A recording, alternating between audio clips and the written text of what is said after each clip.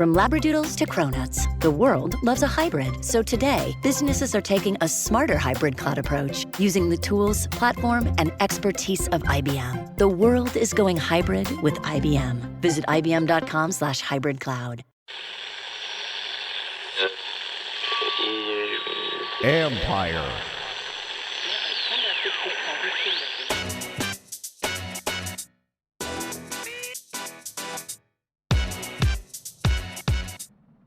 We're catching up with the Beast in his second career act. What's up, everybody? It's Mike Jones. Thanks for coming back for another episode of the Football Jones podcast. You can read me at usatoday.com. Follow me on Twitter and Instagram at @ByMikeJones. And our guest today is former NFL wide receiver Brandon Marshall, 13-year NFL veteran, 6-time Pro Bowler, and he is a busy man. You see him on showtimes inside the NFL. You probably see him on Fox Sports 1's First Things First. If you did not know, he has a podcast that he does with Chad Johnson and Fred Taylor and Channing Crowder called I Am Athlete. And he also has a growing gym business, health and fitness facility called House of Athlete. And I thought it was a fascinating look at a guy who has transitioned from the NFL, but he's working to make an impact beyond football. And he talks about that. It's not about the analysis work. It's not about really the podcast, although he's passionate about both of those things. He's got a bigger passion, and that's mental health, and why he believes that he can impact people's lives beyond football and make a difference in their lives.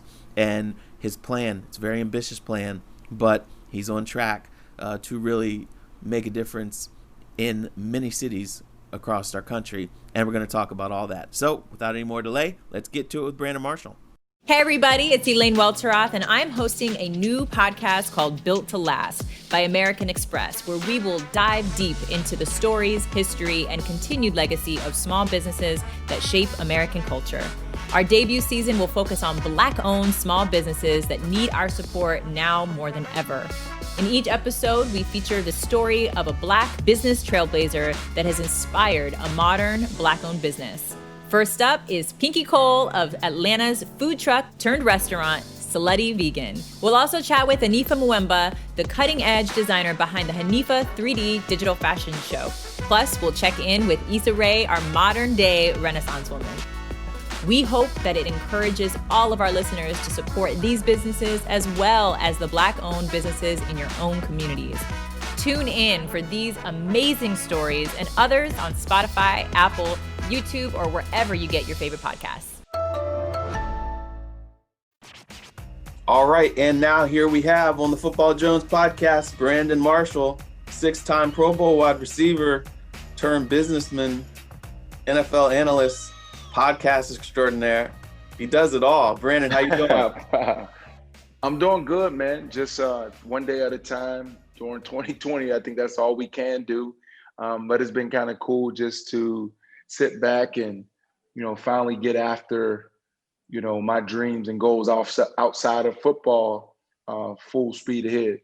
Yeah, that's why I wanted to talk to you about, because I've heard that when life outside of football ends, it can be a challenge for guys to figure out what's next and to find some normalcy. You're used to that routine and everything.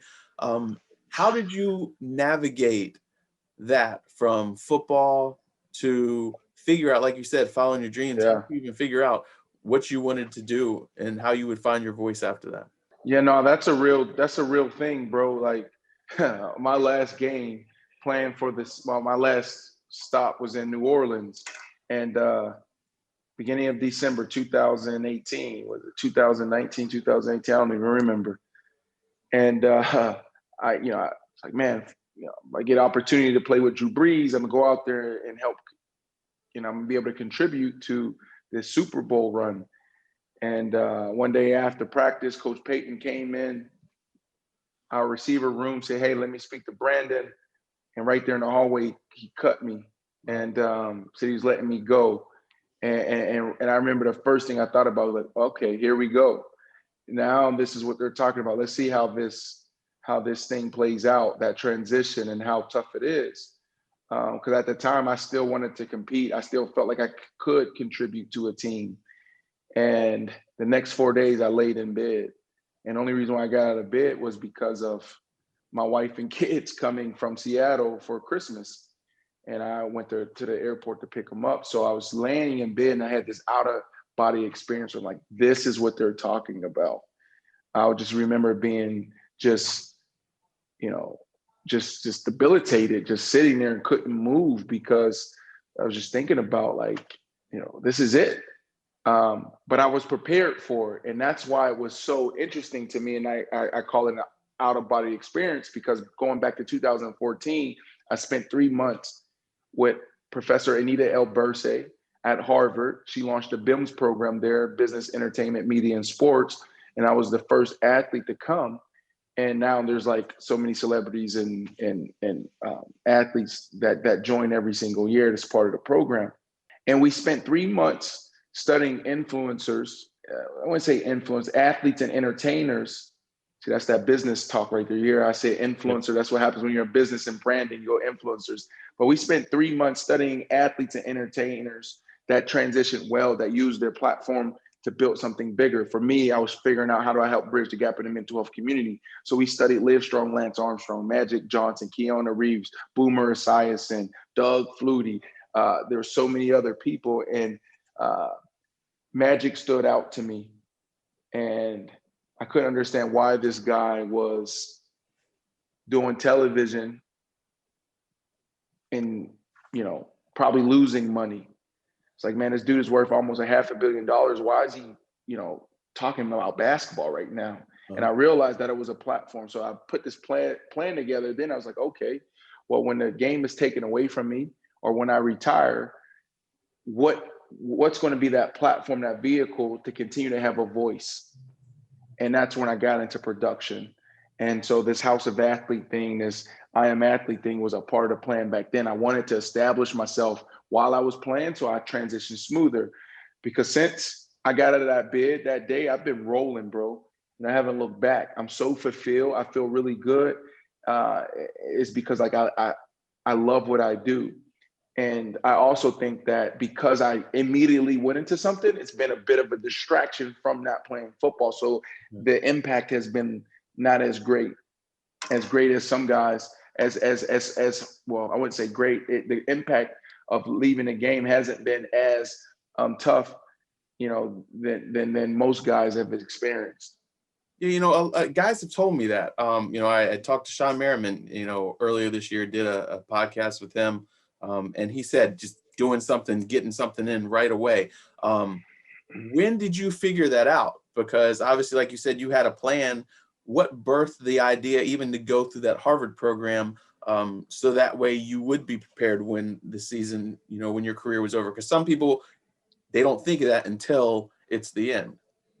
Yeah, I mean, the nonprofit, we launched our nonprofit in 2012.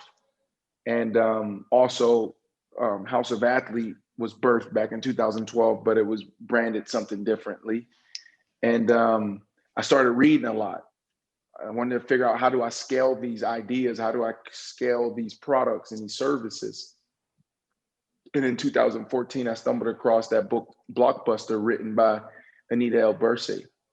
And I was just trying to strategize. My goal was to make that transition as smooth as possible. I didn't want to wait until it was too late. It was like, oh, let me go get on ESPN now. It's like, well, we're on to the next guy. Like, we don't. Your name is irrelevant now. So while I was hot, my goal was always, while I was hot and one of the better receivers in the NFL, built whatever I wanted to do after football, and that's what I did. So what was it about media?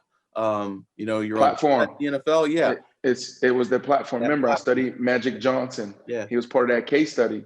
But what did you like about that? Because if you didn't, I don't like anything. Oh, you don't like? Really? I don't like. I'd rather be here every day. I don't love. I mean, I think I'm good at it, and I do love the camaraderie about it. But like, as far as like my second career, I don't consider media my second career. House of Athletes, my second career. Helping people optimize their health is my second career. That's just another vehicle platform to be able to be on FS1, Showtime, have millions of people looking at our stuff and getting those hits every week and say, look, what they said about Dak Prescott on mental health, that's BS. That's not true. Right. Let me tell you what is true. Kevin Love comes out. DeMar DeRozan comes out, tells his story on mental health. That's an opportunity for me to continue to be a part of that discussion and give people access and just information that they need. Gotcha. So for being not really liking that part, you I wouldn't say I don't upgraded? like it. I do like it, You're but not it's not passionate? like, that's not my, like some people transition and say, this is my second career. It's not that. It's part of just the strategy. It's just, you understand what I'm saying? I get what you're saying. Yeah, I get that. Yeah. And it's pretty brilliant because, you're using one thing and integrating another. What was it about mental health? When did you feel like, hey, I need to be a voice on this. I need to open eyes. Yep. And I need to help other athletes in this area. Yeah, halfway through the program, I spent 3 months on the campus of McLean Hospital. And a month and a half in, I was sitting in self-assessment. It's a group therapy. There's probably about 6 or 7 of us. All self-assessment is they ask you a question, how are you doing? And you just talk about whatever it is. Like, you could say whatever. So you're connecting with emotions and you're communicating. And it's a pretty cool experience. And then one day, we're sitting in self-assessment, and the young lady next to me had a bandage on her arm and blood was seeping through it. She was self-harming herself. And she started telling her story of how she was cutting the night before. The young lady next to her, when it was her turn to talk, she talked about how she tried to take her life the night before, right? And then there was me, this big macho football player, told my story, how I'm just trying to just be better and just figure out who I am and why do I think the way I think and do certain things. And there was a couple more stories that just went on and on and on. And, I just remember just being blown away, like, wow, like someone tried to take their life last night. Another person self-harming himself. You see the blood seeping through their bandage.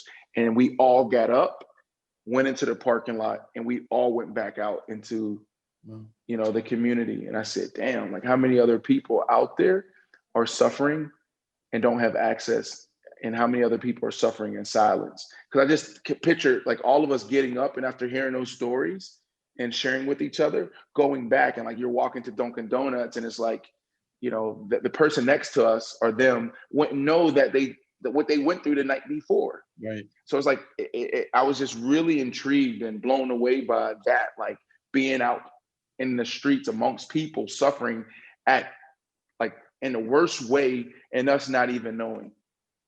So I felt like, I was like, damn, why aren't we talking about this more? And that's how we, started that process of just launching Project 375 and everything we're doing in the mental health space. Now, why do you think mental health is something that impacts so many people? Like you said, you could be next to somebody and not even know it. Why is it something that's not more welcoming or more, why has it been so difficult for people to receptive to talk about it? I mean, there's so many ways to answer that question. I think that some of the obvious and surface level questions are like, you're connecting with weakness. You're telling me I'm less than, like I'm not as good as you because I have this diagnosis. We become our diagnosis when it shouldn't be the case.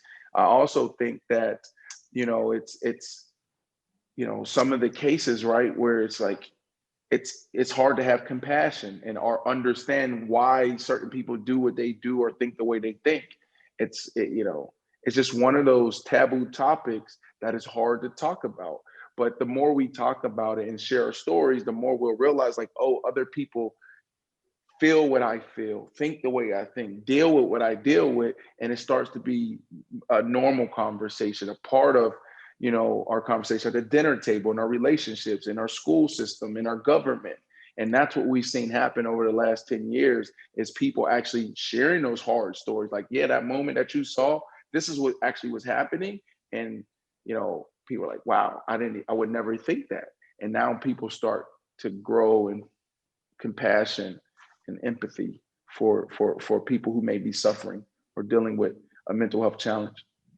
When you mentioned Dak Prescott, he drew some heat when he talked about struggles with mental health.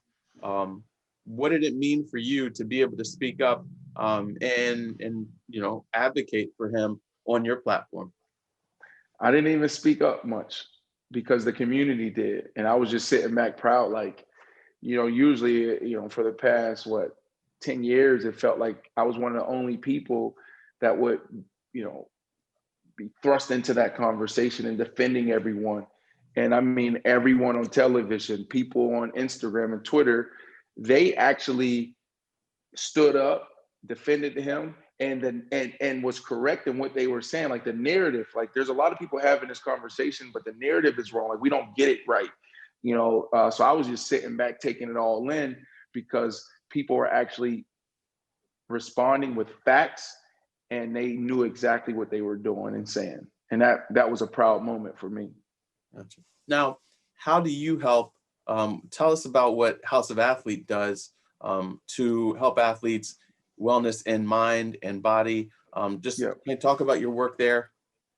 Yeah, I mean, we have a crisis in our world, and now we're talking about it for the first time ever. Like everybody's talking about it for the first time ever. Like we're just not healthy people, mentally and physically and spiritually. We're just not. And when you look at what I did when I was at McLean Hospital, that literally makes up what House of Athlete is. And I'm just dressing it up like, you got to have a niche. So what is our niche? Soul Cycle has the bike. Orange Theory has the treadmill. Barry's Boot Camp has the cool coaches. And for us, we're going to be the first to scale athletic performance. We have a cool name. But it was really like the differentiator for us. It's really derived from like, what does the top athletes do? What did I do to optimize my health, to optimize my performance? And that was, I trained every single day. And you don't have to train every day, but that's what athletes do. We train, right? We move. We're not created just to sit there and watch TV all day or sit behind a desk in front of a computer. We also understand how to fuel correctly. Like we track our micronutrients. We know how to supplement because ideally we want to get all of our macronutrients through food, but it's almost impossible. So we have to learn how to take protein, when to take protein, when to take different vitamins and minerals for our mind or brain. And then the third thing, we're all mentally fit. I can be on one end of the spectrum one day as a high performing athlete where it's just, I'm crushing it, just hit the game winner. But then the next week, the next game, I could lose the game. So you're dealing with stress, right? So I got to have a plan for both. And that's where impairment comes in, performance, meditation, talk therapy. The fourth thing is recovery. A lot of people are walking around in pain. They don't know how to fix that bum knee, that bum ankle. And then the last thing is tribe, team. Like no athlete has gotten where they made it by themselves. There was always somebody along the way or a team of people that helped them achieve that. So those 5 things is what House of Athlete is. And our goal is just to optimize human performance. And, I think a huge differentiator for us is something I worked on in the NFL. Like I felt like it should have been mandated that every team has a mental health practitioner on staff. That happened 2 years ago, finally, after pounding that pavement for a long time with a group of folks.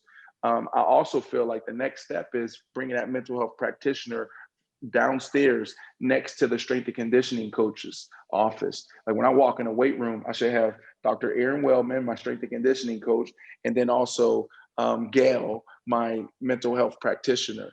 And because 80% of life, 80% of sport is mental. So why don't we normalize it? Why don't we work more on that side? We don't. We neglect it. So that's what House of Athlete is, and is a huge differentiator. You can sign up and schedule. You can book a strength class. You can book a conditioning class. You can book a yoga class. You could book a cool class in our altitude chamber room. And you can also book self-assessment where all this was created. So it's just a group of people sitting on the stadium seating, just talking about how are we doing and checking in, doing life together, community. And that's one of the most impactful things that we do here. So a lot of our storytelling is through that. Like you'll see people like, man, coming to House of Athlete, I didn't know, like I dealt with anxiety or I suffered from anxiety, but here I was able to face it. I feel better. I'm someone who suffered from depression, and coming here, revitalized me, because that's the mission, is to bridge the gap in the mental fitness world. Now, how long have you all been in operation, and what kind of was that timeline? Yeah, so I've been doing it since 2012, only training athletes. Okay. So for years, all I did was train athletes, our team, from age of 7 all the way through combine and pro athletes. Yeah. So we bring our combine guys in, we get them prepped and ready for the draft. We handle all their medical, their nutrition, their training, their prep work for the interview process, and then obviously pros in the off season. And when you look at it, just, it's like, man, there's a amazing opportunity for us to be the first to scale athletic performance. And so we transitioned the last year and a half since I've been done, where I'm like, okay, now we're going to take athletic performance, continue to be the best at what we do. I want to create the best sports labs in the world, where we have the top athletes in the world utilizing our services and our products. But then we're also going to scale that to the gym pop. Like the gym pop should have access to the best treatment and the best physical therapists, the best trainers that we've had access for 30, 40 years. So that's the goal of House of Athlete. Now, how many people are on your team, as far as like your staff members and everything like that? Yeah, we just in all, I have a team of around like 55 people. That's a lot of people. It's a big undertaking. I plan on in 3 years, House of Athlete generating $100 million in revenue just on supplements. I plan on having 43 facilities. So I like to reverse engineer, and the way I think is people, process, then product. So like, all right, the goal is to do what? 43 facilities in the biggest economies in the world, hit $100 million in revenue in supplements, almost identical numbers in apparel. We're launching that next month. So what does it take to get there? Let's start with the people. What team do we need to do that? So we brought in some people from the NFL. My president, S.A.A. Gadosa, the general counsel, sitting next to Roger Goodell, by way of the Carolina Panthers the last 2 years. Megan Embra, CMO, she just, she was part of the whole exodus at Quibi. And when I'm seeing this in March, I'm like seeing her walk away. First thing I do is reach out like, hey, I need a CMO, are you willing to take this challenge on? Steph Weinsberger, head of retail. Like when we talk about somebody being able to innovate and manage these products, he comes from the LVMH world. And Ariel Diner come from the NFL, like people who've worked with players and athletes at the highest level, but also understand corporations. So, that's people. And then the process is making sure that we have the foundation and structure in place. Like I read a book in 2014 called Good to Great by Jim Collins. And it studies Fortune 500 companies and their comparison companies that were good, and the ones that went to great, and then the ones that went from good to not in business, right? Mm-hmm. And basically the trend is making sure you know who you are, like what is your hedgehog, your bitwall, makes you the best in the world at. And what is that one thing that you're doing? And then also making sure you have the systems and procedures in place for quality control. And then the last thing is the product. Like the product is the product, Yeah. It's either people are going to love it or not. And so I guess determining what people love, what you love, how else do you determine, like, okay, what supplements are great? What product, clothing line? Take me through that. How did you determine all of that?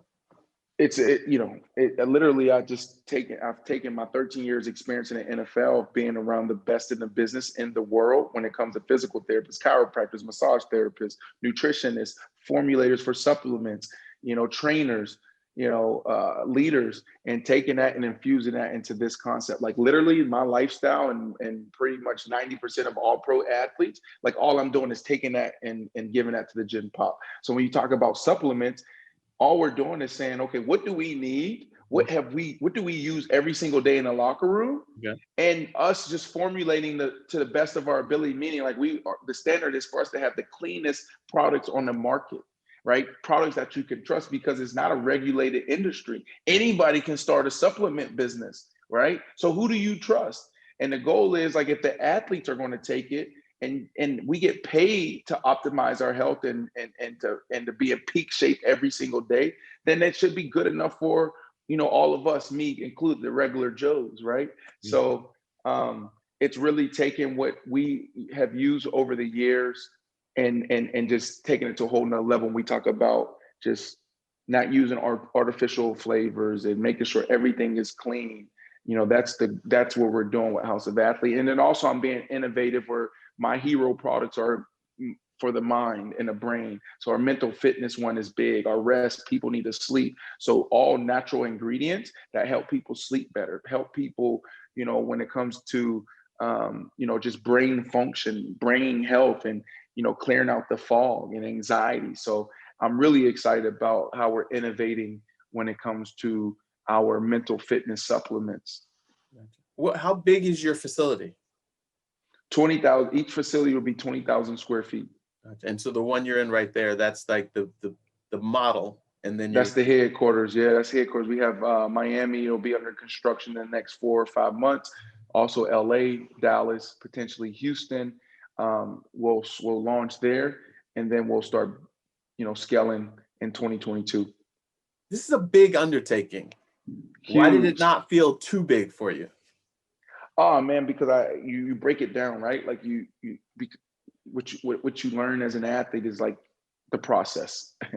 And I look back and I'm like, I didn't make it to the NFL overnight, but when I was 6 years old, that was my goal. That was my only goal. Mm-hmm. And I just took it 1 year at a time. I had this vision that was always my guiding star. I knew what I needed to do from a school standpoint, from a football standpoint, training standpoint. I just worked that every single day. And it's the same in business. It's like, I know what we're capable of doing. I know how big it is. Now let's break it down into years. And then those years we're going to break down into quarters. We're going to have quarterly rocks, quarterly themes, and then we're going to break it down into what does that week, what are our weekly goals that's going to help us hit those quarterly rocks, and those quarterly rocks are going to help us hit that goal for the year. And then once we get there, then what is the goals for the next 2-3 years? So I just break it down into chunks and pieces after we reverse engineer and figure out what the goals are. And we have KPIs, and this is just standard practice, right? Like, this, a lot of people know this. This isn't something that we created, but it's like, as long as I'm on track, my KPIs and metrics that I'm tracking, then I know, how to pivot and what decisions to make. I know, like, every month, I know how much traffic I need to see going to our website, going to, just from lead generation, from memberships, conversion percentages, where do we need to be good? Where do we need to be great? Like, you got to find that information, what is really good from a membership standpoint, so breaking it down into things that are digestible is the key. Now, what, obviously, like you said, you have the dollar figures and everything like that, but what would meet your criteria for success, knowing that, like, hey, we are making a difference here? Yeah, just results. At the end of the day, being able to come in my facility, and we have stories like this all the time. Hey man, thank you so much, House of Athlete. I lost 100 pounds in 7 months. Thank you, House of Athlete. I lost my brother, I lost my mom, and being able to come to flow class with Kayla gave me the courage to face that. And I feel alive. I feel revitalized. I feel human again. That is success, is really the results. Are people, optimizing their health? Are they hitting their goals? Do they feel good? So a lot of the storytelling comes from that, because that's the thing. That's the why. How many patrons do you have there at the Miami facility? Yeah, right now we have around 500. Mm-hmm. So the goal is to, in the next 18 months, we'll hit capacity where we'll have 2,500 members. Gotcha. So when you talk about, putting a human face on something, I want to transition to your podcast, because I listened to that, and you guys are talking about relationships. the podcast, why is it important to kind of put that human face on you guys? Just showing you guys in a different light. I've always felt like the locker room talk people would enjoy. Okay. I think, people want something new. I don't think that we can replace, the traditional way of talking about sports and different topics, suit and tie, X's and O's. Kawhi Leonard usage rate is X, right? Like, that's great. But I also think there's a demographic and a group of people that is yearning for just authentic, real conversations. And that's what I Am Athlete is. It's really just locker room talk. In a locker room, we just don't talk about football. We talk about business. We talk about media, sports, culture, politics, entertainment. We talk about women. We talk about everything. We talk about family, right? So that's what I Am Athlete is. And that's what I'm excited about, is that the engagement around the topics and the content has been really pretty cool to track. What's the best way to make mashed potatoes, or fried rice, or lasagna?